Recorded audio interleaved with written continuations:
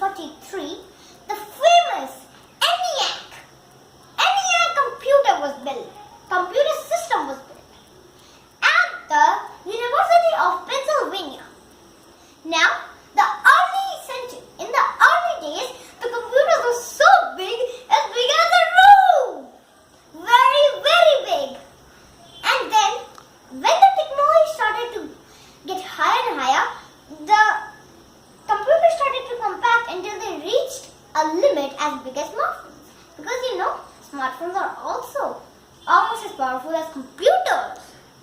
So, now, there are some quantum computers and some supercomputers. Supercomputers can do calculations very fast.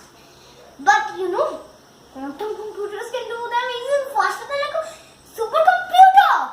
Wow! Wow. So, now, normal computers and supercomputers use binary system. Now, we already know lots of numbers. Rational numbers, irrational numbers, natural numbers, integers, and so many other numbers like even real numbers. But this might sound a bit funny because the computer can do big calculations very fast. But it only knows two numbers. How funny! 0 and 1. This might drive you crazy. Because how can a computer know just two numbers when it can calculate so big calculations?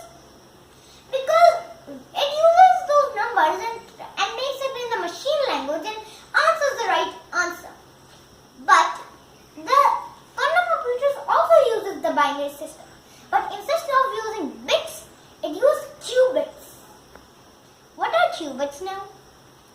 Why it is using bits, but why the name is saying qubits? Because in the bits you can only use one at a time.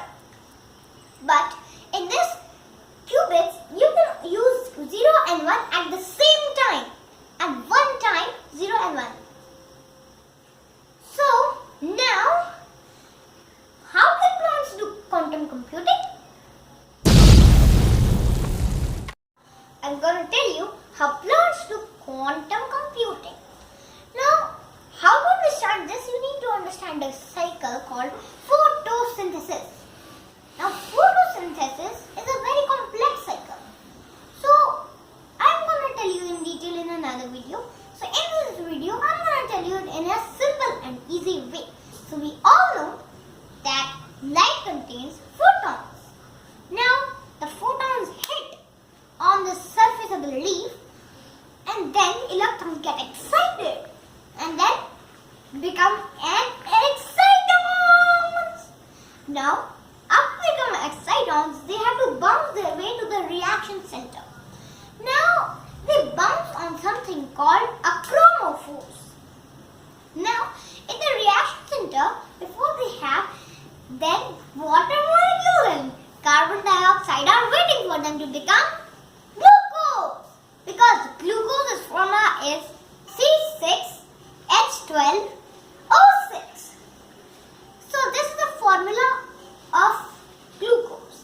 Then now their plants have to choose a very quick and best way to reach to the reaction center. Because there are many ways to reach to the reaction center.